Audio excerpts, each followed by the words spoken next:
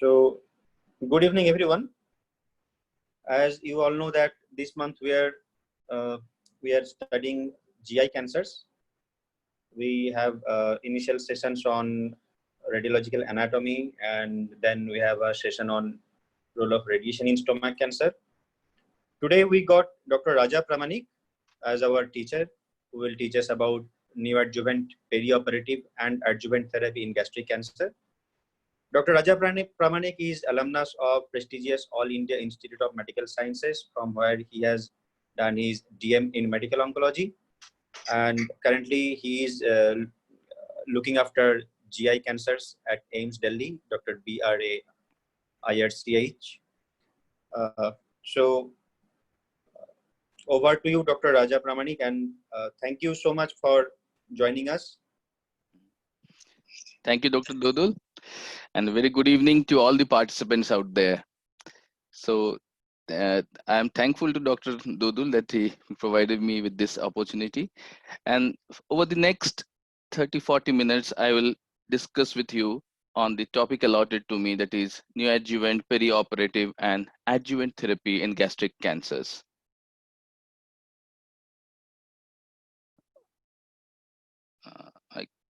Are my slides moving? Not moving.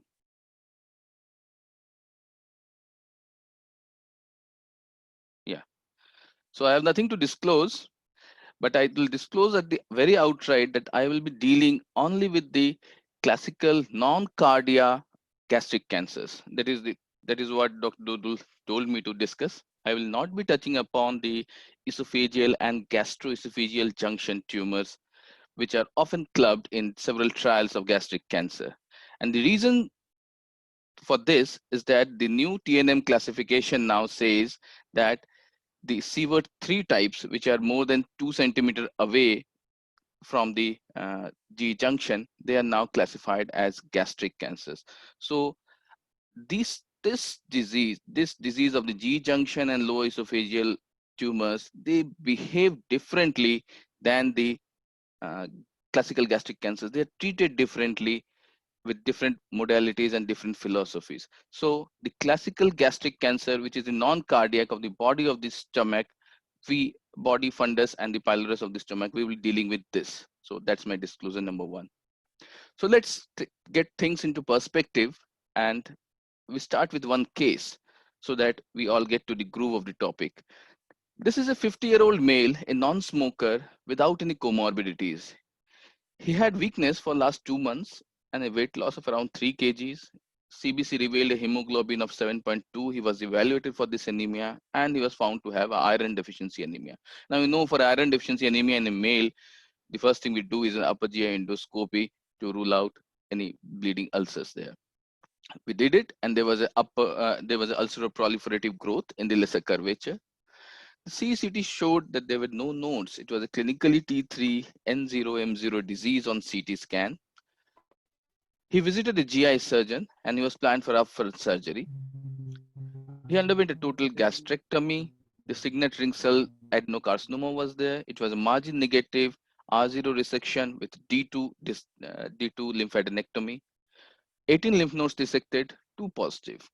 So the pathological staging was PT3N1, and all this happened on 2nd of January 2020. Now, what happened was that this patient developed some post-op infection. It was a fever of unknown origin.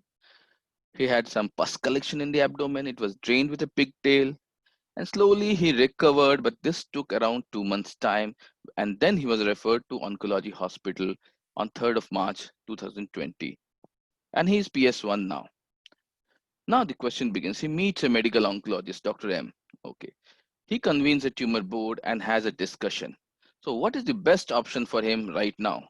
So someone says it's adjuvant chemoradiotherapy. Some other says, no, adjuvant chemotherapy with Capox. And one of the older persons in the room said, no, there is no role of this any adjuvant now. It's too late. It's already 2 months' time. So these are questions to be discussed. Had he visited this oncology center in the first place without visiting a surgeon in the first place, what would this, he must have been discussed in the MDT, and what would this MDT decide then? These are the list of options, all of which can be tried. Some are evidence-based, some are not, but definitely these are practice which differ from place to place. It can be surgery followed by chemotherapy, upfront surgery followed by CTRT, NSCT surgery, then adjuvant, which is called a perioperative chemotherapy, that is chemo both before and after surgery. Or it can begin with NSCT, then surgery, and then an adjuvant chemoradiotherapy, or only chemotherapy followed by surgery, or chemoradiotherapy followed by surgery, and it can be a definitive CTRT. So all these are options. So what would you choose? So definitely there is a role of confusion. These are the questions which comes to our mind while we think about adjuvant, neoadjuvant treatment of stomach cancers. Now, another question that is very important is that had the HPA report, histopath report been different, had it been a D1 resection, had it been a T3N2, only 6 nodes dissected on 4 positive, would your choice differ then? So these are the questions I'll be dealing with in my presentations, and you'll find the answer for each one of them. Other questions are, what is the best approach to treat these patients of stomach cancer? Does this signet ring cell which was made in the initial slide, does this thing matter? Or next question is, did he miss the bus by waiting for 2 months to recover? This is a very practical situation in our clinics. What survival do we expect? And should we do a HER2/neu and add targeted agents for this patient in the adjuvant setting? So these all questions will be answered in this talk. So my agenda will be like this. I've started with the case review. Then I'll give you the principles of multidisciplinary management. Then I'll split the thing of adjuvant therapy into certain simple questions, which makes it easier. That is, whom to give, why to give, how much to give, when to give, what to give. What to give, the most important things are adjuvant chemo or radiotherapy. And what are the landmark studies for each of them, which provide the evidence behind these? What is the perioperative chemotherapy? What are the landmark studies for this? And what are the comparative studies? And what are the newer comparative studies? Then I will spend some time on the role of MSI, which is a very burning topic in adjuvant therapy of gastric cancers. Then newer strategies. And finally, I will give you a gist of how I manage these in my practice. So let's begin. So what is the best approach? The best approach depends on where the patient is, where the patient resides. It depends on the geography. Suppose you are in a US hospital, you will be treated with limited surgery, and then you'll be given adjuvant chemotherapy and radiotherapy, chemoradiotherapy. And what is the basis of this? This is because of the landmark trials, Intergroup 0116 and CalGB 80101. This provides the evidence for this practice there. Now move across the Atlantic to Europe. Doctors here, the multidisciplinary teams here will treat you, the same patient of stomach cancer, with perioperative chemotherapy. That is, they will give chemotherapy first, then surgery, then again chemotherapy. And why will they do so? Because they have studies, they have done studies like this, which provide evidence to them. We have the MAGIC trial from United Kingdom. We have the FNCC LCC trial from the French group. And of late, we have the marvelous FLOT trial from the German group. All these are European trials, and that is the basis of their practice there. If you go far east towards towards the far east to Japan, Korea, and China, here you will see Japan and Korean people, doctors will treat with a radical surgery, very, very radical surgery, extensive lymph node dissection, and then they will give only adjuvant chemotherapy. And what is the basis for this? They have done studies like this. They have ACTS studies of S1, then classic study of CAPOX, and of late the newer JACRO study. All this provide evidence for their practice in their part of the world. So the treatment of gastric cancer, localized and locally advanced gastric cancer, depends on geography. Now, this is reflected in the ESMO guidelines, which were published in 2016. And why this is so? Because of this varied practice. So gastric carcinoma, which is operable, T1N0, that gets endoscopic or limited resection. Anything which is more than T1, that is T2N0 onwards, the preferred pathway is this, preoperative chemotherapy, surgery, and post-operative chemotherapy. And then follow the dotted lines. There are other pathways which the ESMO acknowledges that they are also relevant pathways. They are evidence-based. And this is go for upfront surgery and then give adjuvant chemoradiation. Another approach is go for surgery and give adjuvant chemotherapy. So all these are valid approaches, all are evidence-based, and the ESMO recognizes all of them, but the preferred pathway for them is this. Now, we will look at each of these with their evidence basis. Now, the strategy first is upfront surgery. Now, the questions here will be what after upfront surgery, what to give? Why to give adjuvant? What benefit will adjuvant give us? Whom to give adjuvant?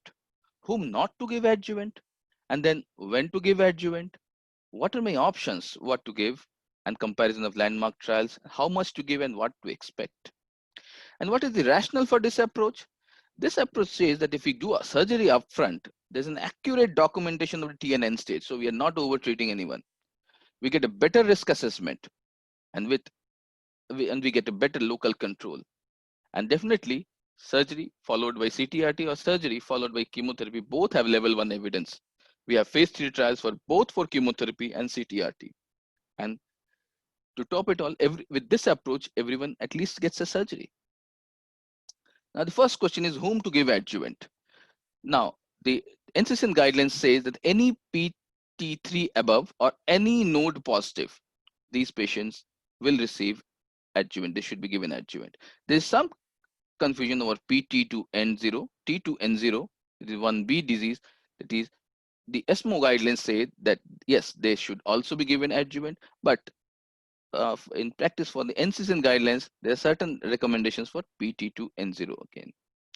Now, why to give adjuvant? What will be the benefit? How much is this benefit? At 5 years, 10%. This is the figure we quote. See, at any if you look at any of the adjuvant trials, be it CTRT, the US intergroup trial, it's 10% benefit, 5 years OS. If MAGIC trials, the Japanese trials, everyone is in the range of 10%. So that's the figure of 10%.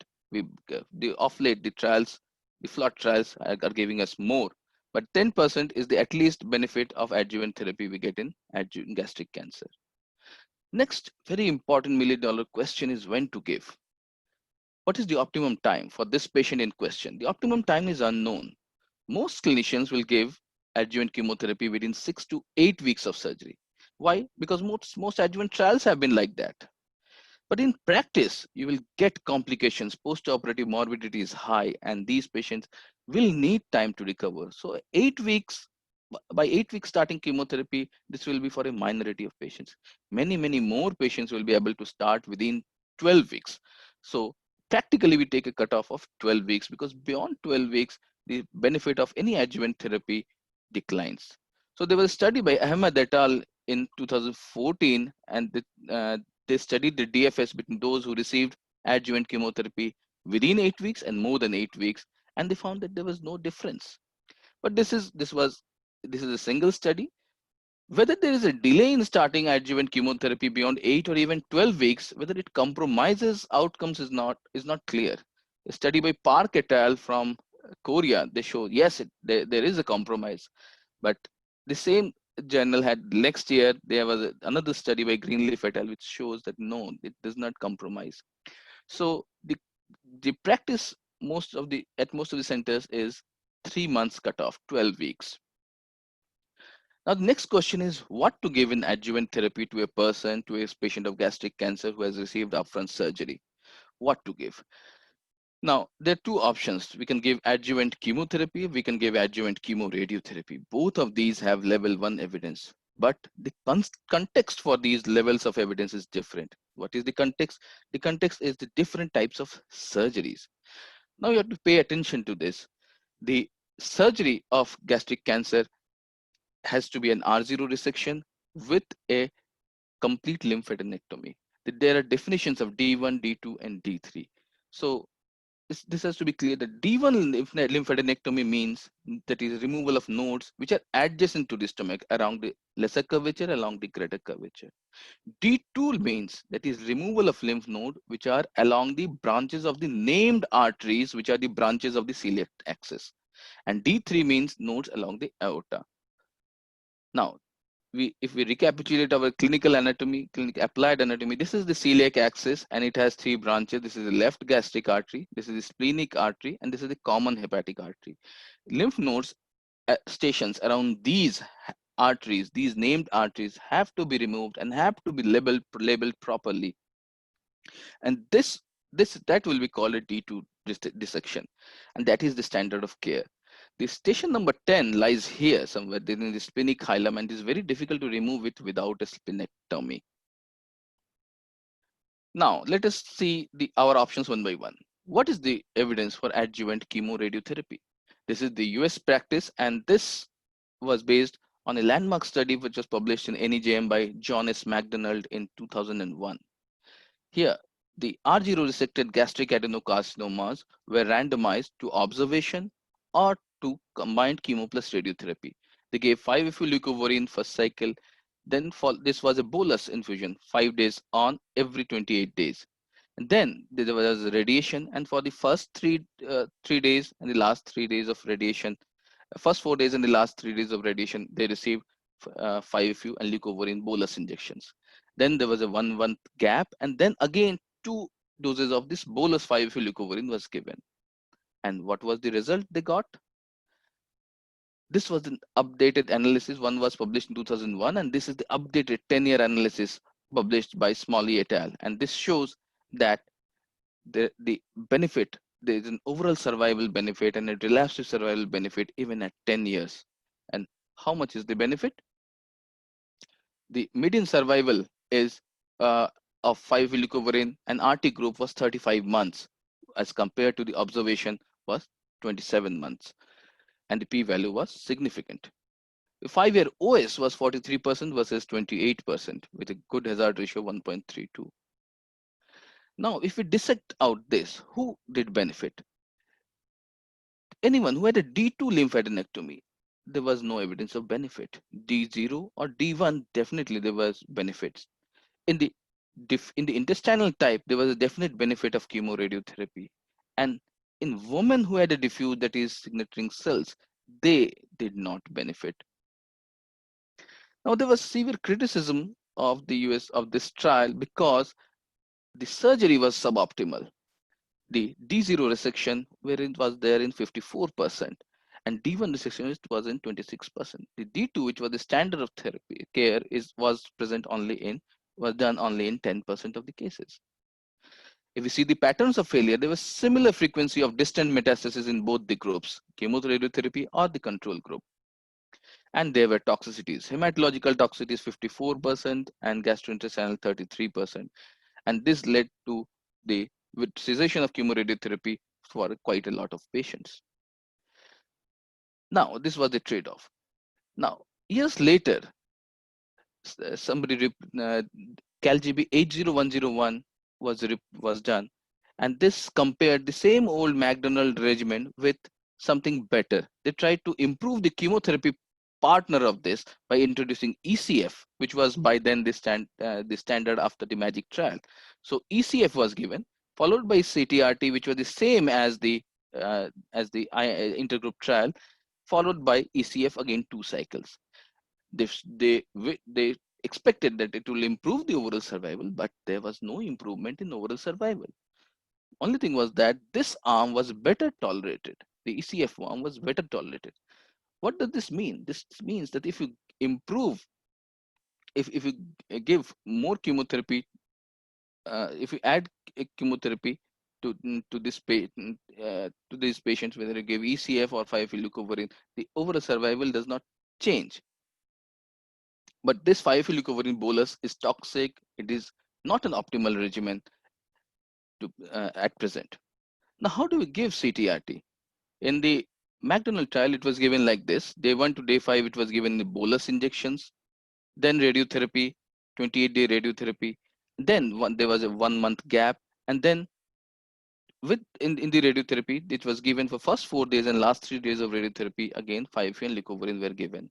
And 1 month after that, we resumed 5-FU leucovorin boluses. Now we all know that 5-FU and leucovorin bolus is not is a very suboptimal form of chemotherapy. It causes a lot of toxicity like diarrhea, mucositis, etc. So what we do nowadays is called a modified McDonald's protocol. Here we start with the course A. This is replaced by capecitabine single agent, 1250 milligram per meter square. We give it day 1 to day 14 every 21 days. Then it is followed by course B, where radiation is started, and concurrently we give capecitabine at a dose of 825 milligram per meter square, and it is given on the radiation days, that is day 1 to day 5 every week. Then 1 month gap, and then again course C and course D, which is same as course A, are given. There are other modifications also. For patients who have a lesser performance status, it can be given as a degramont, that is 5-FU leucovorin. 5-FU can be given as a prolonged infusion of 46 hours in the degramont regimen every 14 days. This can be given for the course A, C, and D. And during the CTRT, if the patient cannot tolerate capecitabine also, and these are often the elderly patients, then they can be given continuous IV infusion of 5-FU 200 milligram per meter square every day.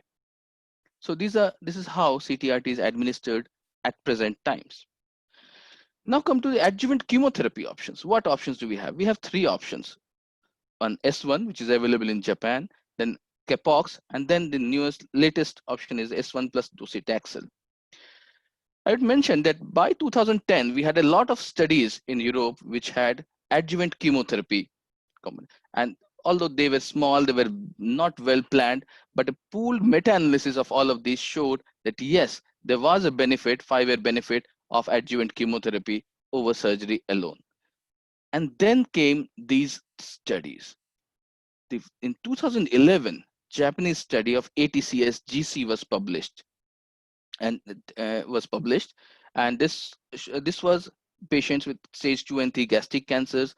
After D2 dissection, they were randomized to 1 year of S1 therapy, oral tablet S1 therapy, and versus observation. You all know that S1 is an oral form of 5-FU. It has 3 agents. What is Tegafur? Then we have Gemeracel, which inhibits DPD, and we have potassium oxonate, which is called Utracel, which inhibits intestinal phosphorylation, which prevents diarrhea. But this agent is not available in India. It's available in Japan only, and it is given for 4 weeks out of every 6 weeks fashion. And what was the result? The 5-year overall survival was significantly better in the S1 arm. In the surgery arm, it was 61%. In the S1 arm, it was 71%. It is a significant hazard ratio. Now, if we look at this, the 5-year OS control, this is very good. This is too good as compared to the Western studies. If we see the MAGIC, which I'll tell you later on, the chemo group had 36% 5-year overall survival. The intergroup trial, CTRT trial, we just saw, the 5-year OS was 43%. Even in the FLOT, it's only 45%. And the control arm in this study is behaving so well that it is 61%. So these are a different lot of patients, and the Western world does not accept this. Now we come to the second option. This is the classic trial. This was the trial published in 2012. It was done in Korea, China, and Taiwan.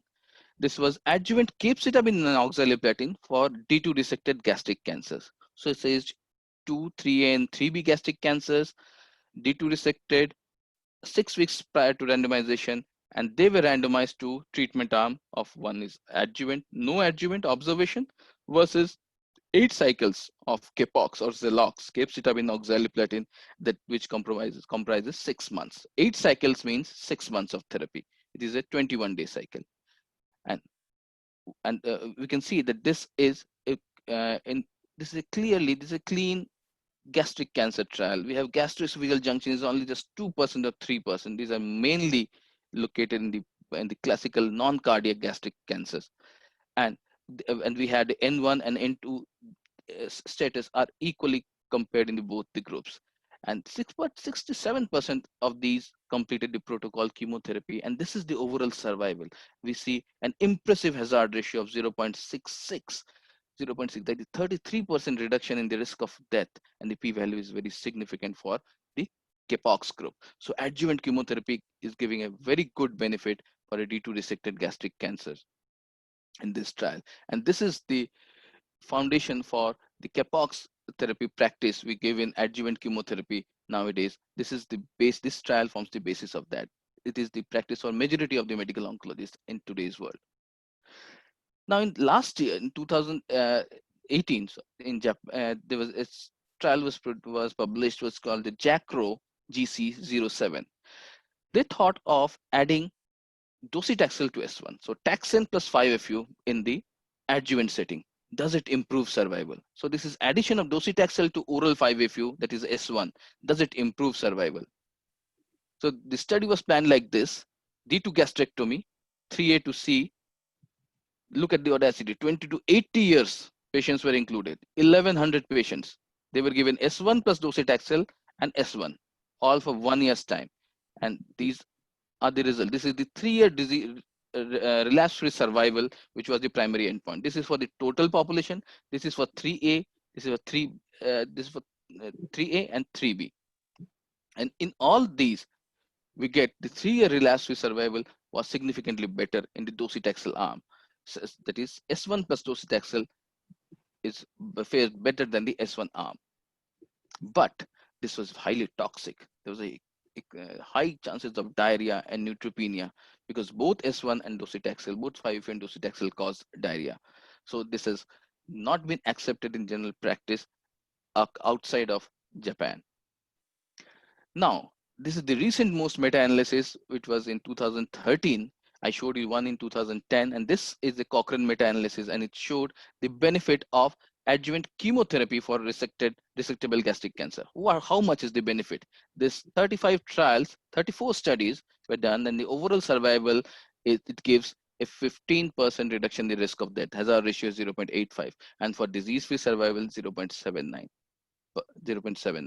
And these are high quality evidence of the benefit of adjuvant chemotherapy for D2 resectable gastric cancer. Now, if you look at this, is the intergroup graph. This is the Japanese study S1 graph, ATCS G6 study. This is the red line. This red line is a 60% survival. This is the 60% survival. You see the control arm, everything is above this red line, and you see everything is below this red line. So much of a difference. Why is the Japanese population behaving so well and the Western population not behaving like that?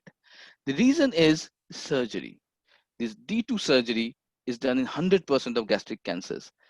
This study, 100% of gastric cancer, they received D2. And why D2? Why is it not possible in the Western or the Caucasians? The Japanese people are at least 10 years younger. They are leaner. They are not as much fatty. They have less comorbidities. And mind it, this study was randomized after the surgery, not before the surgery. So all this leads to the better outcomes in Japanese patients. So everything depends on this surgery. Surgery is the key. This cartoon shows that this is the surgeon's domain where we can do a curative resection. This domain is the metastatic, that is peritoneal mets, hepatic mets. No surgeon can cure this. Any surgeon can cure this when it is T1, that is we can do endomucosal dissection. Any surgeon can cure this. No surgeon can cure this. And within this realm, we have an area of, we have a cohort of gastric cancer patients, which is entirely dependent on the surgeon. The surgeon D2 gastrectomy matters here. And this results in the survival difference. It is a key to survival of these patients.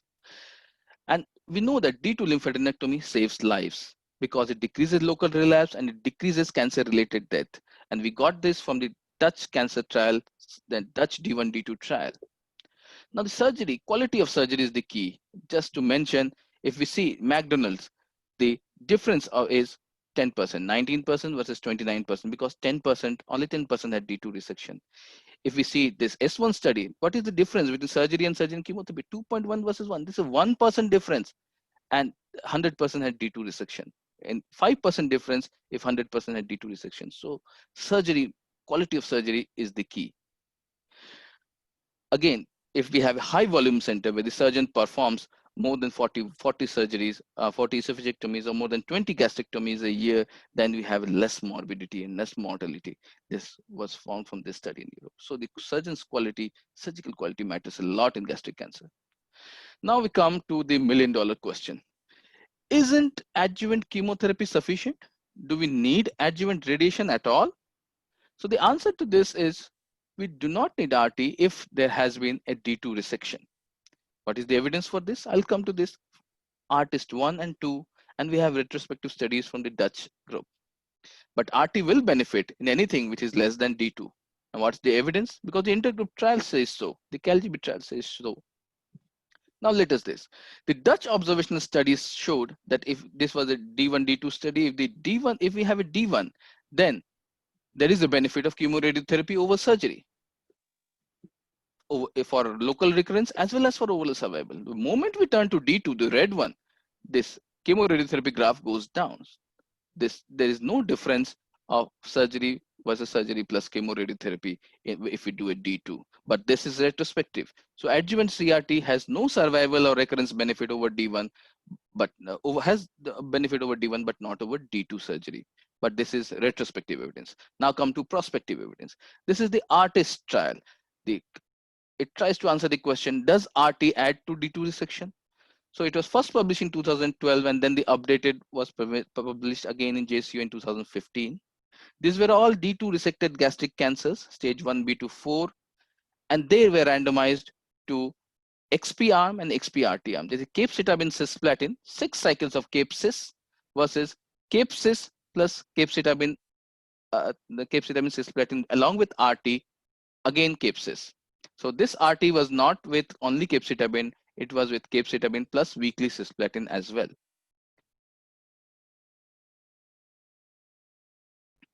There is again a pure gastric cancer trial with not have esophageal or G junctions involved in it. And this was the 40 lymph nodes were the median number of lymph nodes which are dissected, and median lymph node positivity was 3 in both the arms. And what do we see? There is no benefit, no difference in disease-free survival between the XP, that is chemotherapy, or the chemoradiotherapy arm. And if we see, the p-value is 0.92. Now, if we see the subgroup analysis in the lymph node positive disease, there was benefit of CTRT. And again, in the intestinal variety, there was a benefit of CTRT. So there was a need to try this to perform a separate study specifically on this lymph node positive population. So ARTIST trial showed that adjuvant CTRT does not benefit over CT with some caveats. Okay, but there was criticism for ARTIST study, and you should know this. Even though the ARTIST trial met its accrual goal, both arms did better than anticipated during the sample size calculation. So the number of events was smaller than planned, resulting that the study has become underpowered for the planned endpoints. And so many of the experts believe that it cannot definitely disprove the value of chemoradiotherapy. So came the ARTIST 2. Now they took only the lymph node positive ones, 900 patients, D2 dissected gastric carcinoma, adenocarcinoma, stage 2 to 3, all were lymph node lymph node positive. It is because the ARTIST 1 had showed that radiation benefits lymph node positive. So they took only the lymph node positives, and they were stratified. They also planned to take only the intestinal ones, but ended up taking both intestinal as well as diffuse varieties. And then they were randomized to 3 arms, the green one, yellow one, and red one. The green one is 1 year of S1, yellow one is SOX, S1 and oxaliplatin 6 months. And this is SOX RT, that is SOX 2 followed by S1 RT against SOX 4. So the primary endpoint was disease-free survival, 3-year disease-free survival. S1 arm, it was poor at 64%. The SOX arm was 78%, and the SOX RT arm was 73%. At a median follow-up of 37 months, the Data Safety Monitoring Board asked this trial to be halted. And if we see these three graphs, the S1, the blue one, is the S1 arm. It fares worse, while the SOX and SOX RT both are doing equally good. If we see the subgroup analysis, then S1 versus SOX or SOX RT, there was a significant difference. But if we see chemotherapy versus chemo RT, that is anything of S1 or SOX versus SOX RT, there's no difference. Again, here there was no difference between SOX and SOX RT, although this was not the primary endpoint, but SOX and SOX RT, there was no difference. There was no difference. So not even in N1, in node positive chemotherapy, chemoradiotherapy is better than chemotherapy. But there were definitely criticism of each and every trial. For the criticism of the ARTIST-2 is what it was designed to compare. Whenever you have a 3-arm study, we compare 1 with 2, 1 with 3, and this is how the sample size is calculated. So designed to compare S1 versus SOX RT, it was designed, and S1 versus SOX. It was not designed for SOX versus SOX RT. So how can you answer this question? So there is no answer to this. And again, there was an early halt. This trial was stopped by the Data Safety Monitoring Board at 161 DFS events, and the calculated was at least we needed 226 events. And finally, OS was not reported. So even with this criticism, if we have a look at the graphs, we see that even in node positive patients, it is very evident that S1, that SOX RT is not better than SOX. They seem to be the same. So I conclude that if we do not need adjuvant RT if there has been a D2 dissection. ARTIST-1 says so, ARTIST-2 says so, and Dutch retrospective analysis also says so. But RT does benefit anyone who has a less than D2 dissection. So give RT wherever you are not confident for that the surgery has been D2. And the evidence comes from the intergroup trial itself. Now there was one trial which directly compared chemo versus chemo RT, and this was the only trial in the world which has shown that CTRT is better, and this was given with IMRT. This was a very small trial done in China. It was a 68 patient study, T3, T4, or N positive after D1 or D2 resection. They were randomized to concurrent CTRT. It was given exactly like the intergroup study, but with intensity modulated radiotherapy, and versus the chemotherapy. There was nothing wrong in the plan, but this chemo arm was that old fashioned. You don't give this thing in 2012. It's 5FU and leucovorin bolus. And they showed that CTRT was better, but nobody is going to accept, because this chemo arm is not standard. It's a very, very weak chemo arm, and it's a toxic chemo arm, and it's a small study. So this is the only study which has given us that chemo RT is better than chemotherapy, but nobody is going to accept this small study with a weak chemo arm. Now we come to the preferred pathway, this one. This is the perioperative pathway. What are our options here? So what is the advantage of this pathway? Advantage is that we are giving chemotherapy to downstage the tumor and nodes. We are delivering chemotherapy before surgery because this is easier. This is better tolerated. This is a very practical thing. The tolerance decreases after surgery. So it's better to give it upfront. We did the same for esophagus. We are doing the same for rectum. Better compliance is achieved if we give things, if we start at least things preoperatively. And then we have OS benefit. We have level 1 evidence of 3 different clinical trials which show that perioperative chemotherapy works very nicely. And the last but not the least, it prevents futile surgery. Suppose you start with neoadjuvant chemotherapy, and then you find the disease has progressed. You are saving these patients from futile surgeries. So you're choosing the right patient. Now the disadvantage is that if you have some residual tumor, will we expose the tumor to the same chemotherapy again? You know that it did not work. It could not melt it. Now, if there is still residual disease, are you going to give the same chemo again? This is what perioperative chemotherapy says. Then again, post-op delivery again remains a challenge. For every perioperative chemotherapy or chemoradiotherapy study, giving the post-op portion is extremely challenging. So these are the advantages and disadvantages of this perioperative chemotherapy. Now let us see evidence. Now, whom to give? Now, any T2 or N positive onwards, T2 or N plus or minus, we will give this, we'll start with the preoperative chemotherapy. Now, whom not to give, this is very important. Any patient who has gastric outlet obstruction, who is vomiting, who is not accepting oral feeds, do not go for this venture with perioperative chemotherapy. You will land up with trouble. You will not benefit the patient. So first go for surgery. First go for either a curative surgery or at least a bypass surgery, gastrojejunostomy, to relieve this obstruction, and then only you can start with anything chemotherapy. If the patient is actively bleeding, you won't be successful in delivering your chemotherapy. If the patient has poor performance status, improve it before you start this venture of perioperative chemotherapy. Now, what are your options? Depends on the performance status. If we have excellent performance status, PS 0 or 1, then we have three options. We have the magic option, that is ECF, triplet chemotherapy, epirubicin, cisplatin 5-FU. We can replace this 5-FU by Xeloda. Or the French group, we have the PF, cisplatin 5-FU. Or we have the German style, that is the FLOT, that is docetaxel, 5-FU, and oxaliplatin. Now, for a PS2 patient or an elderly patient, you can try a doublet. You can give Folfox or Capox. You do not have studies directly for this, but you can extrapolate this from the classic trial. Now, let us see evidence one by one. Now, the enthusiasm for this perioperative chemotherapy strategy came from this MAGIC trial. MAGIC stands for Medical Research Council Adjuvant Gastric Infusional Chemotherapy, MAGIC trial, which was published in NEJM in 2006. It was a landmark paper by David Cunningham from the Royal Marsden. Then adenocarcinoma of stomach or the lower third of esophagus, that is, it was a mixed, both stomach and GE junction and lower third of esophagus.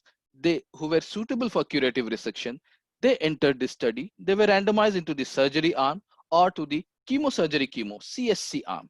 That is preoperative chemotherapy, 3 cycles of ECF, then surgery, then again 3 cycles of ECF.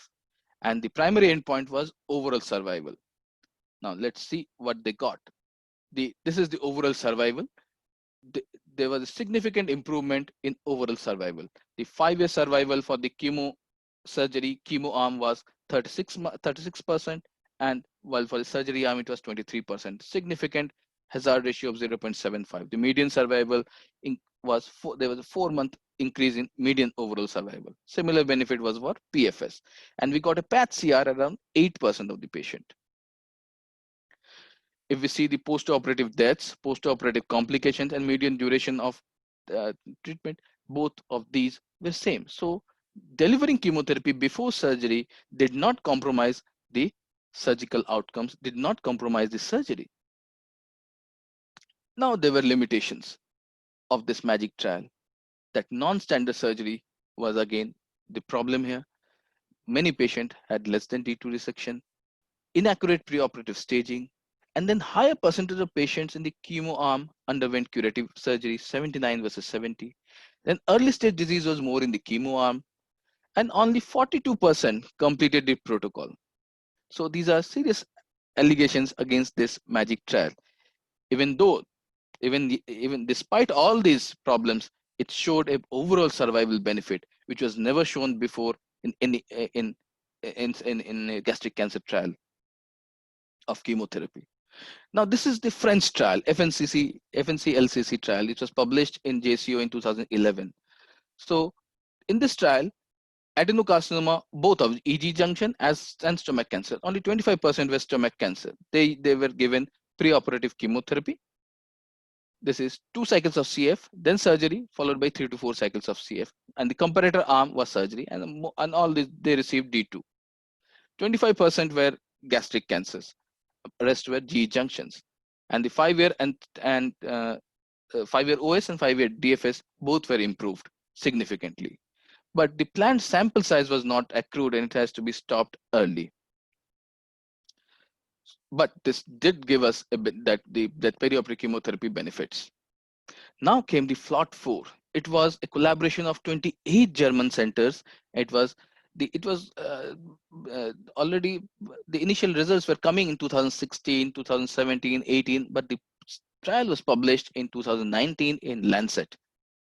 This is the design of the study. Look, have a look. This is the gastric cancer or adenocarcinoma of G junction again, type 1 to 3, sieverts all included.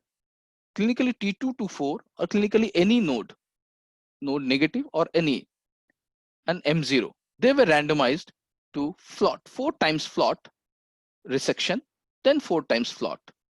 And then on the comparator arm is ECF, that is the magic. This is the magic arm.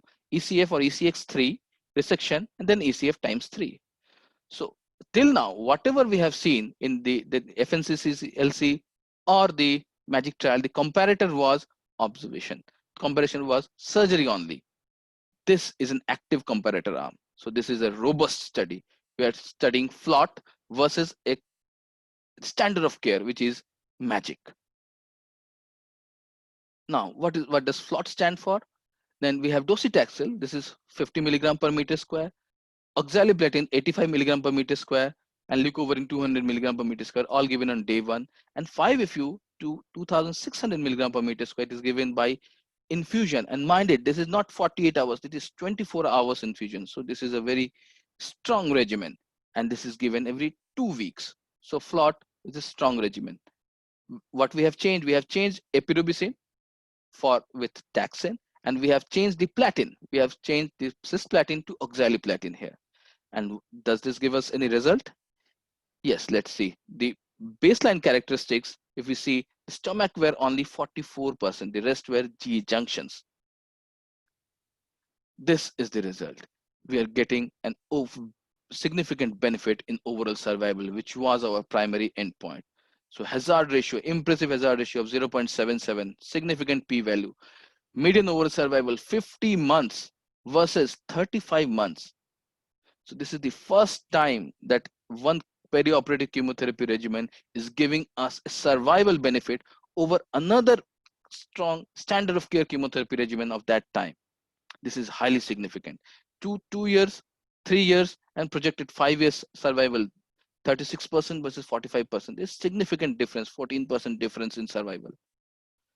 Now let us have a toxicity. Yes, there was toxicity, but have a look at this. If the vomiting, nausea, and thromboembolic episodes and anemia were significantly higher in the ECF arm, not in the FLOT arm. What we had was that diarrhea was high in the FLOT arm because we have both 5-FU and docetaxel. We had infections and neutropenia in this higher in the FLOT arm. And why is this so? Because mind it, GCSF was not routinely used in FLOT. Nowadays, when we practice FLOT, we routinely prescribe GCSF. So these complications are can be managed very safely nowadays. So yes, we did have the different pattern of toxicity, and this was manageable. If we see the side effect, serious adverse events, they were numerically not different, and the toxic deaths were not numerically different between the two. So what we conclude is that FLOT increased the rates of curative surgery and prolonged progression-free and overall survival compared to ECF. And this relative effect from FLOT was considered across all subgroups. And there was no increase in surgical morbidity, mortality, or resurgeries or hospitalization. And this is its character certificate by the ESMO.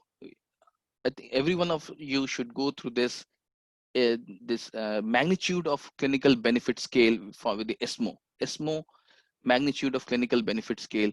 This is a very robust instrument which gives the grade to a chemotherapy, to any therapy, whether it should be practiced or whether it should be reimbursed or it should be practiced or not.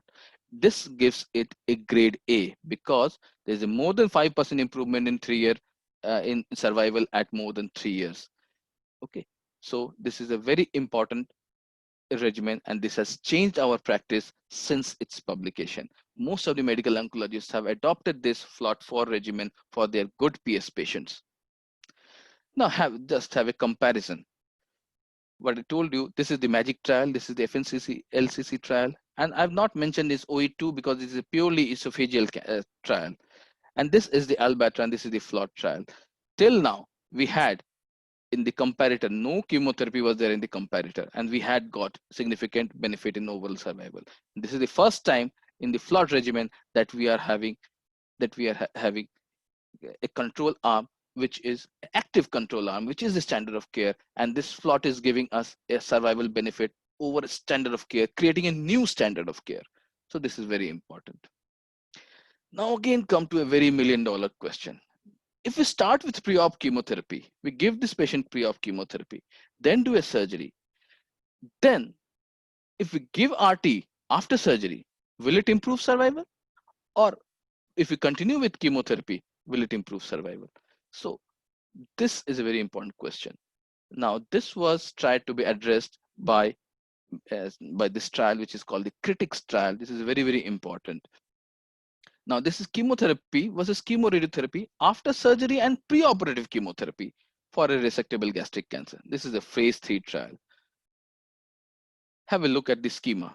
788 patients from Netherlands, Sweden, and Denmark also participated. They were randomized beforehand. Both of them received chemotherapy. 3 cycles of ECF they received. Then they went on to surgery. We can see that 94% of the patient, 93% in this arm, they started surgery. Curative surgery was done for 80 and 84%, balanced. And this was minded D1 or better surgery. And then one arm received chemotherapy, that is the same 3 ECF, and the other arm received CTRT, the chemo plus radiotherapy. And this was completed by 47% and 52%. Now, did it show any improvement? Does this addition of this green thing, this chemo radiotherapy, does it show any improvement? No, there is no benefit from adjuvant chemoradiotherapy if we are starting with a pre-op chemotherapy. So these are the blue and the green, blue and the red curves. They're showing hazard ratio of 1.01. This is not significant p-value. So we see that if we start with preoperative chemotherapy, there is no benefit of adding this radiation afterwards. Yes, there were again criticism of the critics. So this is the criticism of critics. People say that 40% of these were early stage. They are least likely to benefit from chemotherapy or chemoradiotherapy, any adjuvant therapy. But mind it, they were balanced equally. Yes, if they were early stage this side, they were early stage this side also. So this does not hold true. And another allegation is that only 50% of these critics patient completed therapy. This is true for any gastric cancer trial which attempts to give a component which is post-operative. Anything, if you have a post-operative thing, you cannot complete it in 100% of the patients. So with this critics, it gives us a very important message that if you are starting with preoperative chemotherapy, you need not add radiation afterwards, after the surgery. It won't help. Now, to address these questions, we have 2 more studies which are currently underway, evaluating the role of pre-op radiotherapy. Now, this is a Top Gear study. This is being done in Australia. One group is ECF. This is the magic arm, that is ECF 3 for surgery, then again ECF 3. The other group is you give ECF 2 followed by pre-op CTRT with Xeloda and then give surgery. So in critics, we had RT after surgery. Here we are giving radiation before surgery in an attempt to improve survival. Does it improve survival? So let us see and wait for the results of Top Gear to answer the question that whether pre-op chemoradiotherapy helps or not. Similar is another trial which is called the critics trial. This has been planned. People are randomizing this to 3 arms, that is preoperative chemotherapy followed by D2 surgery, and this is DOC, that is docetaxel, oxaliplatin, and capecitabine. That is same as the FLOT, similar to FLOT. So preoperative chemo, then D2, preoperative chemo, then a cross regimen like CTRT, then surgery, or just a cross regimen like chemoradiotherapy for stomach cancers and going for a D2 surgery. These are very, very important studies, and we should look out for the results in the near future. They are going to give us very important answers. Now, another $1 million question. If you give perioperative chemotherapy to a patient, or if you go for surgery and give adjuvant chemotherapy for the patient, for example, if you are giving FLOT to a patient, FLOT surgery FLOT, or to other patient, surgery followed by Capox, is there any difference? Which one is better? So the answer to this was given last year in ESMO. We had two studies. One, we had the Prodigy and Resolve. Both are in the abstract phase, and they gave us the answer. In the Prodigy, patients were randomized to this surgery chemo arm with docetaxel, oxaliplatin, and S1 three times, then D2 resection, and then S1. And this was surgery followed by S1. That is, this is the perioperative and this is the surgery arm. And there was no difference in survival. Sorry, there was a difference in survival in the favor of the perioperative. So the perioperative arm is better. Again, there was a Resolve trial. There were three arms. One is the surgery followed by capox, surgery followed by SOX into 8, and this is the perioperative arm. And let us see the results of Resolve. Arm A versus C. If we see this classic, the D2 followed by Zelox versus the SOX D2 SOX. This is the perioperative. The perioperative one has a better 3-year DFS. This is statistically significant, but SOX and Zelox are not. So these two trials, the message is that perioperative is better than giving adjuvant. So I have told you about a lot of trials. Now, to resolve any confusion, let us now revise things and put things into perspective. This is our schema of things, which has been given by ESMO. These are the ESMO guidelines. We have this preferred pathway, preoperative chemotherapy surgery. And the trials are MAGIC, FNC, LCC, FLOT, UK trial, French trial, and the German trial.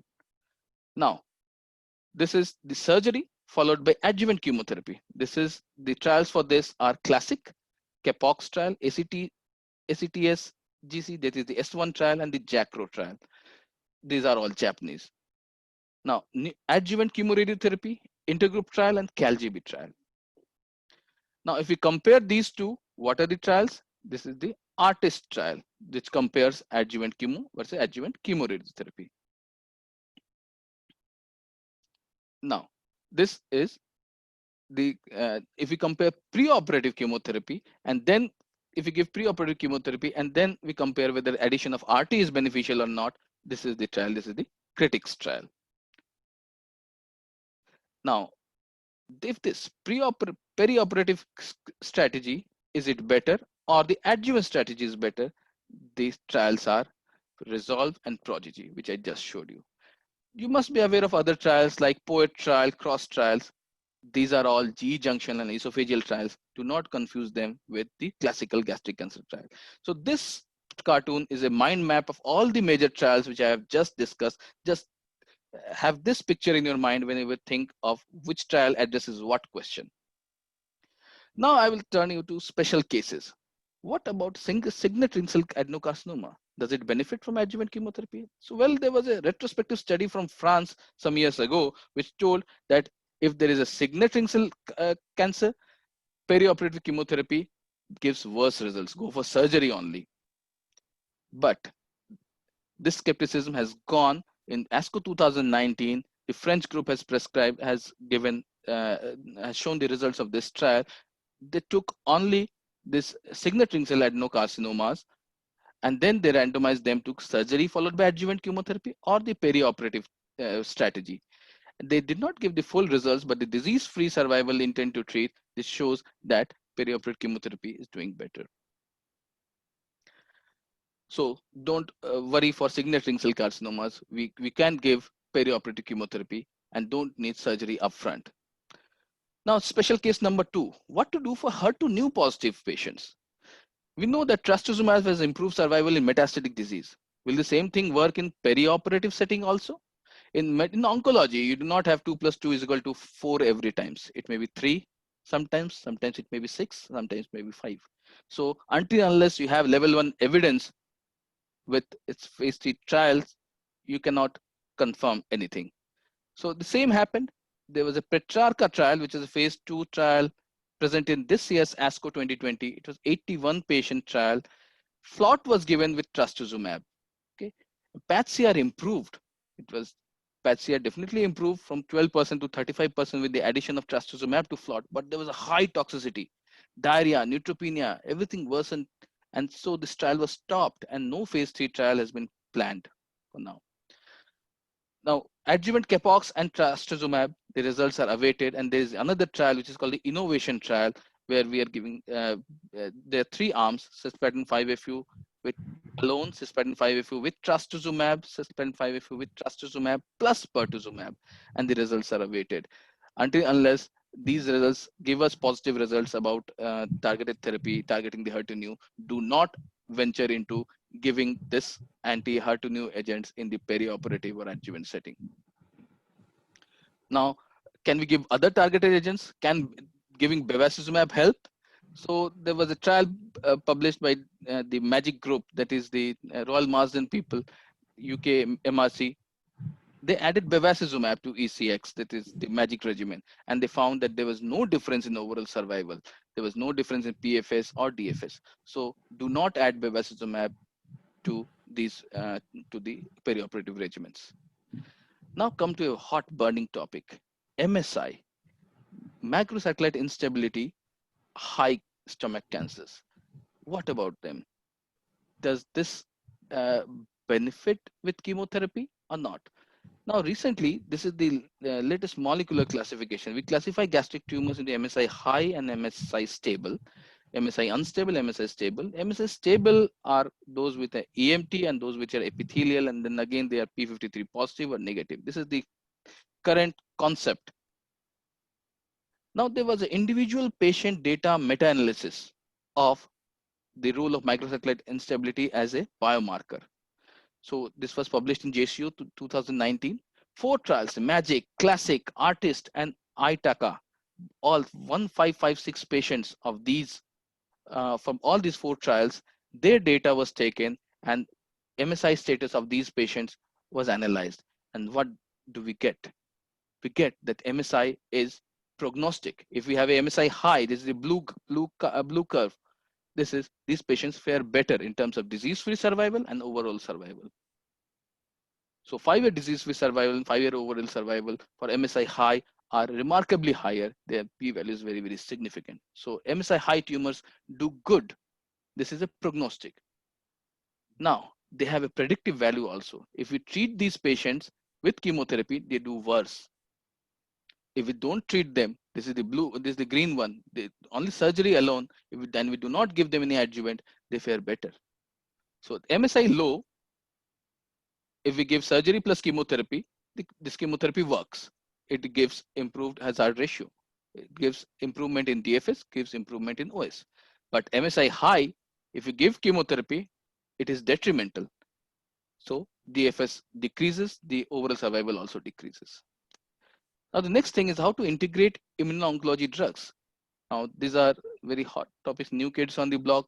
And then Epstein-Barr virus and microsatellite instability, these are the 2 variants. These are the 2 genomic types of gastric cancer, and we expect these to benefit from immunotherapy. Nevertheless, if blanket trial has been started by the EORTC group, and this is now open in Europe, resectable cancers, chemotherapy, surgery, and then we are giving them the standard post-op chemotherapy versus this adjuvant ipilimumab, nivolumab. We have to wait for the results of these. Now, we need a good biomarker to predict that, okay, this strategy is working or not. So several biomarkers have been thought of, and PET is an important biomarker. We know that esophageal and G junction cancers, they have been studied in the Municon trial. Something like this has been proposed for stomach cancer also. So those stomach cancers which are planned for perioperative chemotherapy, they go for 1 cycle, then the PET. If the PET is improving, that is PET responders, they continue with the same. If these are not PET responder, what is the right strategy? We don't know. So we randomize them into alternative chemo, but maintaining that perioperative thing. That is, we make this white green, or we go for directly for surgery and post-op CTRT. So this trial is also awaited. And last but not the least, we can have a robust biomarker which is called circulating tumor DNA.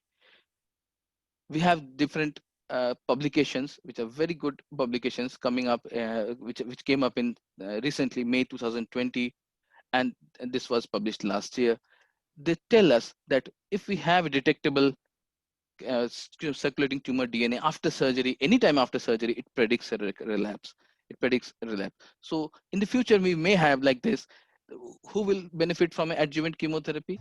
Those patients who have a positive circulating tumor DNA. Actually, this has been done in the recent COVID times, and people who wanted to avoid chemotherapy, they were given this test in Italian centers. So wait for this ctDNA as a biomarker. So finally, I'll tell you how do I practice. So in my practice, we do MDT discussions for all patients. For clinically T2N0 or higher, we prescribe the multimodality approach, and our favorite approach is the perioperative chemotherapy. For a ECOG PS0 to 1, we give 4-FLOT, D2, and 4-FLOT. This is our preferred strategy. For a PS2 patient, we give doublets, capox or FOLFOX, and try to follow this strategy. For elderly, we have even used paclitaxel carboplatin, very elderly patients.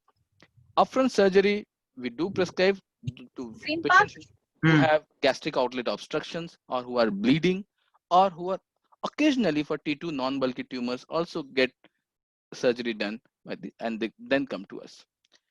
Then how do I practice adjuvant? The adjuvant indications for me are T3N+, or this is what the NCCN also tells you, T2N0 if it's a grade 3, if there's LVI, if there's PNI, and there is an inadequate lymph node harvest less than 15, I'll be inclined to give chemotherapy. And what do I give? I give 8 cycles of capox if there is a D2 resection. For anything less than D2 or R1, we practice the modified McDonald regimen. We give CAPE, CTRT, and capecitabine. Many consultants also use capox, CTRT, capox. This is also another modification. It can be done, but no pre-op CTRT for non-cardiac gastric cancers. And finally, the take-home messages are always do a MDT discussion. Perioperative FLOT is the standard of care for fit patients. Adjuvant chemotherapy after D2, no adjuvant RT after D2. At US intergroup trial says RT only for inadequately resected patients. ARTIST-2 says no benefit of RT even after D2, not even in not positive patients. And critics says that no benefit of post-op CTRT if pre-op chemo has already been given.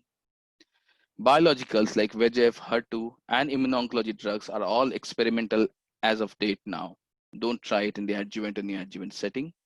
Role of AMSI is emerging. It's both predictive and prognostic, but its benefit in chemotherapy, there's no benefit of chemotherapy in MSI high, but we have not accepted it currently like we have accepted for colon cancers, because we do not use only 5-FU, we use taxanes also in gastric cancers. And finally, the final message is the quality of the surgery is the key to success in gastric cancer.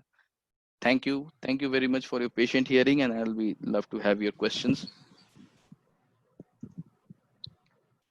Thank you so much. Wonderful. Yeah, please, Neelam, continue. No, sir, please, sir, please. Sir, yeah, please continue.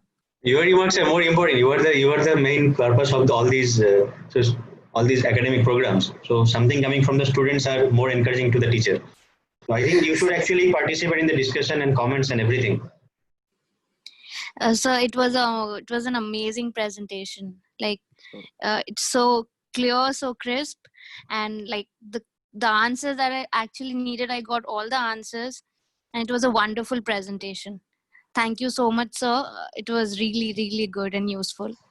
And for your information, Dr. Raja, Dr. Deepanjan Panda has commented it as a great presentation. Dr. Indu Bansal has commented it's the most comprehensive, extremely well described. This says all actually. Wonderful, wonderful.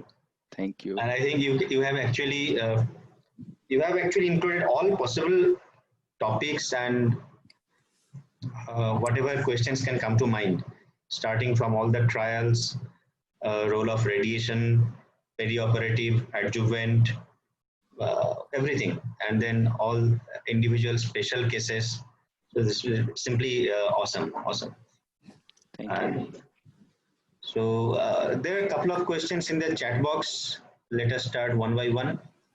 Dr. Satyajit Pawar has asked, any role of capox-based CTRT if D1 dissection done and node positive? Yeah. So this CTRT can be your modified McDonald's. You can the partners, the flanking partners of this CTRT can change. So we have the CalGB trial that if you give ECF in place of this, it also works. It decreases toxicities actually. So anything, if you give Folfox, if you give Capox, if you give D-Gramont regimen, also everything can be seen as useful partners to modify the McDonald regimen to present times, because the original McDonald, the chemotherapy was too toxic and too weak. So anything can work. Folfox, Capox, anything, and these are all extrapolations. We do not have the level 1 evidence for that, but we do have level 1 evidence for ECF. For ECF, but in our practice, Capox is very well used in many centers, flanking this CTRT. Dr. Bharat Mishra has a question. What is the percentage of distal gastric cancer in MAGIC and FLOT? What is the optimum strategy for this group? Yeah, distal gas, for the FLOT, there were 42%, 44% were gastric cancers. The rest were the proximal cardia and GE junction cancers. Similar was the case for FNCCC, only 25% were there. So, and the optimal strategy is perioperative chemotherapy for these patients. Dr. Binod has a question. Studies where MSI was predictive, what was the chemotherapy arm? So this is a pooled analysis of 4 trials. I mentioned that there was the ARTIST trial, there was the classic trial, there was the MAGIC trial. So these were the chemotherapy arms. MAGIC, we have some patient with ECF, we had some patient with Capox, we had some patients with the ARTIST trial, so CAPSIS. So this was a varied. So it included a combination of platins and 5-FU, platins and 5-FU, and mostly platins and 5-FU. Dr. Bharat Nandu has a question. How to decide on peri-op chemotherapy based on location of cancer, proximal versus distal? As most studies of peri-op chemotherapy, the tumors are proximal. So your take on distal tumors? Yeah, so a large portion of these have G junction or cardiac cancers, cardiac gastric cancers are there in most of the studies. Even in the FLOT study, I mentioned 44 are the distal gastric cancers, and the rest around 60%. They were the GA cancer. But this does not prohibit us from taking the perioperative strategy to the distal gastric cancers. So this is the standard of care for both, because overall there was a survival benefit in the overall group, and we do not have a subgroup analysis going against it that the distal cancers won't benefit. Dr. Manish Jathani has a question. How to manage positive cytology during D-lab with no peritoneal disease in T2N plus disease? Any role of prophylactic HIPEC? So what I understand is it's a T2 node positive tumor cytology on peritoneal washing. And what is the role of HIPEC in these cases? So take it as metastatic. Although I'm not sure whether the cytology is done by frozen or what. Yeah, so T2N0 with cytology positive on diagnostic lab, I take it as peritoneal seeding. I'll take it as peritoneal seeding and treat it as metastatic disease. Role of HIPEC is not clear in gastric cancers. Very few centers are trying to address this question by in trials. This is not recommended. We have to treat these patients as metastatic disease. Dr. Ajit Gandhi has asked, is it the time to adapt MSI in routine practice? Have you started yet?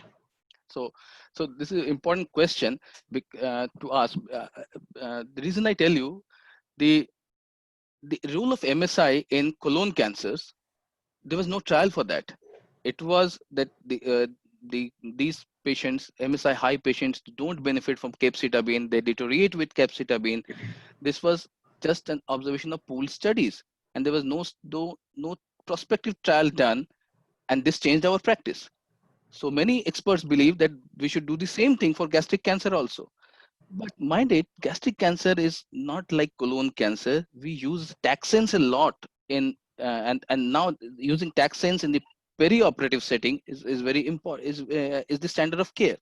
So 5FU does not benefit. That's a key take. But in the presence of taxanes, how does this MSI? How will this MSI work? No, this MSI thing, how much predictive it will be, we do not know. All these trials that have been taken in this IPD, most of them had 5FU only. So we do not know what if you see this in the FLOT trial where taxanes were also used. So we can see that whether this predicts or not. So this is very important. So there is a difference between colon and stomach cancers regarding this, and so we cannot directly accept this into practice like we did for the colon. The mosaic trials, just we had a subgroup analysis, pooled analysis, and we took it to practice. We did not have any prospective trials for MSI in colon cancer, but we need to do this in stomach cancer before accepting, because we have taxanes involved here, not only 5FU. Nicely explained. Dr. Shakti Vail has a question. How effective is FLOT for a gastric cancer with gastric outlet obstruction after doing a gastric bypass? So once we have bypassed, we have done a GJ, and the patient has recovered, and his PS has improved to 0 to 1, FLOT is my choice. FLOT is the best survival, best PAT-CR rates, and best downstaging. So once we have this GJ done, and the patient returns to a performance that is 0 to 1, FLOT is the choice. Not for a PS2 or PS3 patient, not at all, never with GO. Now, Dr. Manish Jethani has another question. Indications of D1 plus alpha and beta gastrectomy, which is mentioned in Japanese guidelines published in 2018. Indications. I think that should be basic. D1 plus. Okay, we can take the next question. Yeah. So Dr. Bharat Nandu has asked in continuation of his earlier question. So for an operable distal gastric cancer, which is better, upfront surgery followed by adjuvant treatment versus peri-op chemo then surgery then adjuvant? Peri-op is always advisable. Peri-op is always advisable if we do not have any gastric outlet obstruction there. Obstruction, bleeding, you take these patients for upfront surgery. Otherwise, peri-operative is the standard of care for all. That's my take. Dr. Indu Bansal has commented, patterns of failure after D1 and D2 dissection are different. After D2, most common site of failure is 16A2 and 16B1, which are not dissected. 33% recurrence rate have 33% recurrence rate even after D2, which cannot be compensated by only chemo. Well, I agree. Yes, there have been reports like that. So, but if we have to see the rates of distal failure, peritoneal failure, and the distal failures also. Even in the if we see the intergroup trials also with the radiotherapy in the radiotherapy arms, the pattern of distant failure was same. So okay, I agree that 16 the station number 16 is a site of failure even after D2, but these are very small number of cases, I suppose. So after D2, I don't think RT adds much, and these are a small number of patients. I don't think this is a big chunk. Now, as because it's a pandemic going on, we cannot avoid questions related to pandemic. So Dr. Manish has asked whether, because this COVID pandemic is going on and patients come with partial gastric outlet obstruction, whether a nasojejunostomy tube placement followed by perioperative chemotherapy is a suitable option? So During this COVID times, most medical oncologists have been pushed by their surgeon colleagues for a NSCT approach. We are pushing the walls of NSCT, so we are giving more and more. There's nothing right and wrong for this if your surgeon is not willing to operate with gastric outlet obstruction upfront. But uh, it it will not be a foolproof option if the patient has a gastric outlet obstruction. So these are and you give a nasogastric and nasogeminal tube to bypass this and start chemotherapy. Okay, you can buy some time with this. There's no right and wrong answer for this. So but the preferred option will be at least go for a palliative GJ and then make him better suitable for the perioperative chemotherapy. The name is not visible. It's being shown as I. So Dr. I has a question. Any role of definitive chemoradiation? Any evidence? So there are retrospective evidence of definitive chemoradiation for patients for unresectable, upfront unresectable patients who were treated with preoperative chemotherapy, and then even then they become unresectable even after exploration. So most of these patients, in my practice, I've seen a bulky celiac lymph nodes. They do not convert, even if they do not convert to resectable, whatever chemo you give to them. So I have tried this in definitive CTRT in these patients, but they fail after a period of time, a very small period of a short period of time. So this is not very radical as is supposed to be. If you call it definitive CTRT, of course this is an option, but evidence is limited. Even my practical, I have experience of 2-3 cases, but they didn't work well. There is a question from Dr. Avirup Chanda, and we should take it with great importance. Although he has apologized, I think there is no reason to apologize. Sir, my father is 60-year-old. Is asking for a personal opinion. My father is 60-year-old, stomach signet cell adenocarcinoma post D3 subtotal gastrectomy, pathological T1A, N1, 1 out of 23 lymph nodes positive, LVI positive, completed 6-cycle adjuvant ECX in February 2017. We do yearly PET-CT and upper GI endoscopy, 3.5 years down on follow-up. How long and how should we do the surveillance? Okay, that's a great question. How do we follow up patients? So I'll tell you my practice for locally advanced stomach cancers who have been curatively resected. What we do is clinical history and physical examination every 3 monthly for the first 2 years, and then from 3rd to 5th year it is 6 monthly. Now, imaging and upper GI endoscopy. For imaging, we do it at 6 to 12 monthly is the norm given in NCCN. But what we do is that we do yearly CT scans, and we alternate CT with USG and chest X-ray. So after 6 months, we'll do USG and chest X-ray just to reduce the exposure, and then after 6 months, we'll do a CT. So alternating USG, chest X-ray, and CT. CT, chest, abdomen, pelvis, and along with the markers, CEA at 19.9 at every visit. So this is how this is our pattern of surveillance, and this is very important. First 2 years make it intensive 3 monthly, and then 3rd to 5th year do it 6 monthly. Yeah, I still remember that's follow-up protocol at RCH. Yeah. Dr. Indu has commented that the IMT trial had poor radiation technique. Ma'am, we really face all these radiation oncologists to feel all these things. I agree. I completely agree. Our trials are always very much criticized, but no one speaks about those things that the trials done at 90s or early 20s in 2000. Yeah. They were having very poor techniques, all standard 2-dimensional radiation, irradiating a whole abdomen, and then comparing with all fancy chemotherapies. This is perhaps not right, but that is how we are helpless. We don't have adequate trials to comment on this. Definitely. More trial utilizing rapid arc, utilizing tomotherapy, utilizing proton, and perhaps that would be the best way to complete this debate. Yes, this is a never-ending debate. It will remain, but whatever I could synthesize. We feel sad that, logically speaking, the radiation sterilizes the tumor bed, and chemotherapy takes care of the systemic component of the disease.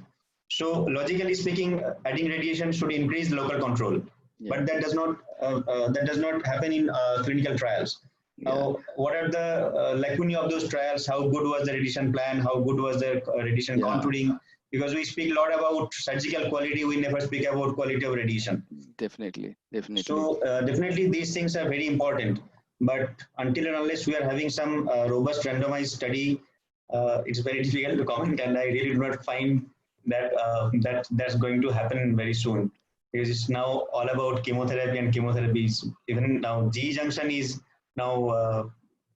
I think the role of radiation is gradually becoming diminished after this plot trial. After this lot. So something that really you have to accept.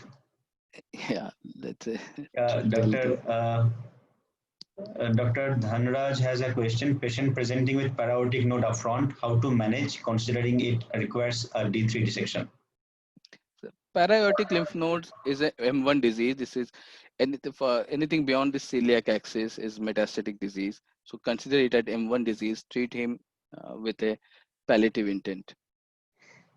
Dr. Rakunuzzaman has a question. D1 resection, N0, 15 lymph nodes dissected. Can we avoid radiation?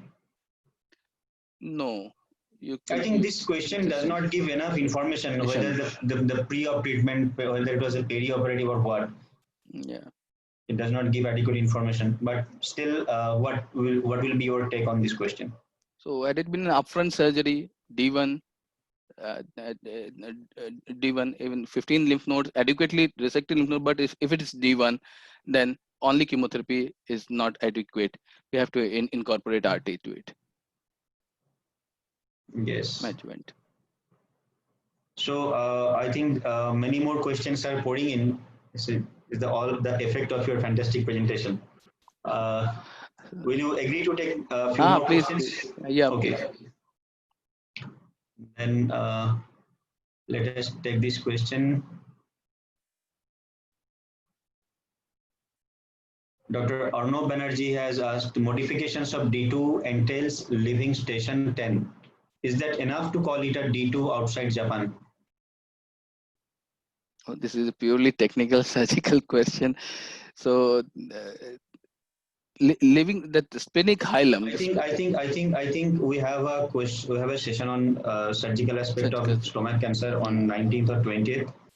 I think it will be better answered Dr. there. Arnav, I would sincerely request you please be present on that class. We have a dedicated session for surgery in stomach cancer. I think we will be more enlightened by our surgical teacher. Surgical colleagues will be better answering this. Yeah. Any more questions left? I think we have covered everything. Your take on sensitivity of PET scan in signet ring cell carcinoma? Yeah, they are not very much PET avid. So this is a caveat. So whenever you are using PET, you have to have the baseline, whether this was avid at baseline or not. Some CS stomach are notorious not to have FDG avidity at baseline. So if you are using this, always make sure that you have a baseline to show that the tumor was really avid at baseline. Yeah, Dr. Nilam, please go ahead. Dr. Nilam, you had a question? Okay.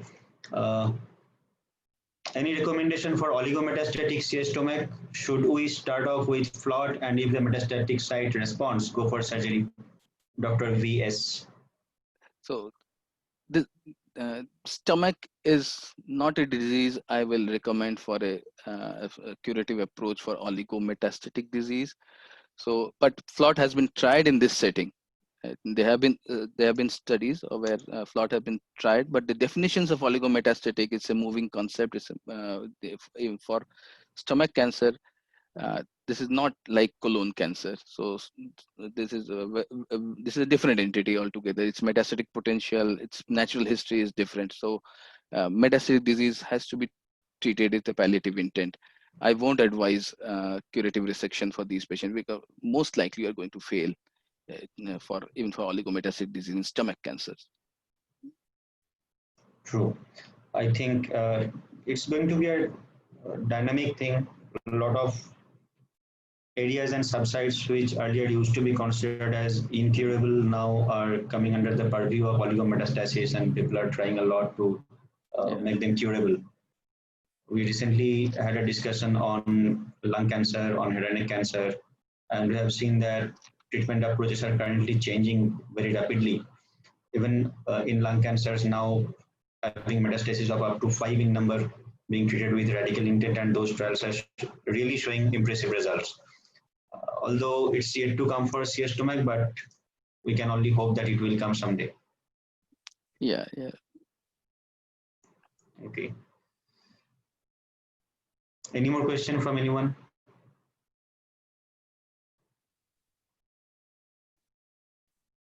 Okay, Dr. Ajit has a question. Role of PET-CT in initial evaluation. No, PET-CT is not the recommended thing in the initial evaluation. You can very well do it with a contrast enhanced CECT, chest, abdomen, and pelvis. But if you have the facilities, you can go with a PET-CECT. Most of the surgeons nowadays they want a PET-CECT because of the ability to detect distant mets, not because for the local therapy, local staging, but for determining the distant mets, which are often missed with PET and missed in the CT, and PET picks a lot of them and thus prevents futile surgeries, upstages the disease, and changes the management strategies.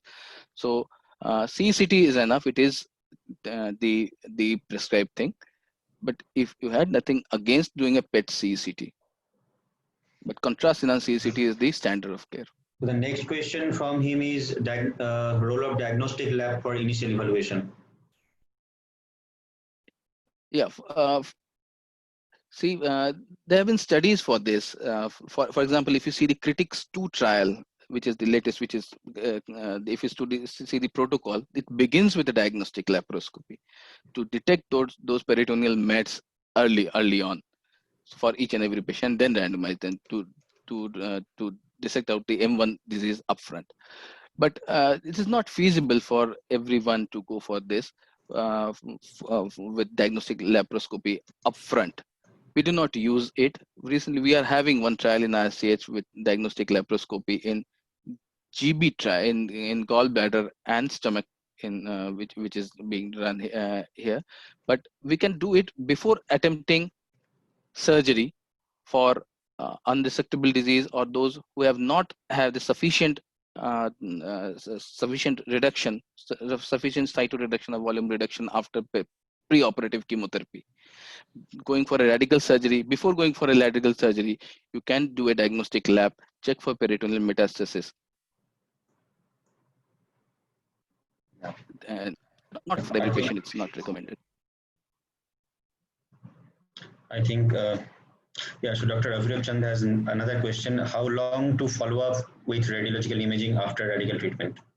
So I told you, our protocol is intensive for 2 years, then 3 to 5 years, 6 monthly, and then after 5 years, yearly, and depends on clinical presentation of the patient. So make it, keep it 6 monthly, simple, even after 6 months, because this was a significant cancer to begin with. So never lose him to follow up. Continue follow up. I'll not advise to stop follow up in these patients. Survivors have to be followed up lifelong. You can reduce the intensity, of course. Great. Thank you, Dr. Raj. I have no words to thank you and for your lovely presentation. Actually, my pleasure to be on screen in front of all of these patients. I was fortunate that I could interact with all of them. Like my message could go to this audience. It's very clear. We are really thankful to have you. So thank you very much. Okay. Thank you, sir. Someone has asked me to mention the YouTube channel. So the name of this academic group is Oncology Classroom. The name of YouTube channel is also Oncology Classroom. So please, if you are willing to follow that, please subscribe, and you will get all the updates of adding all new videos and of these presentations. Okay. Great. Thank you so much. Thank you, everyone, and thank you, Dr. Thank you very much, sir. Thank you very much. Thank you. Good night, everyone. Thank you. Have a good night.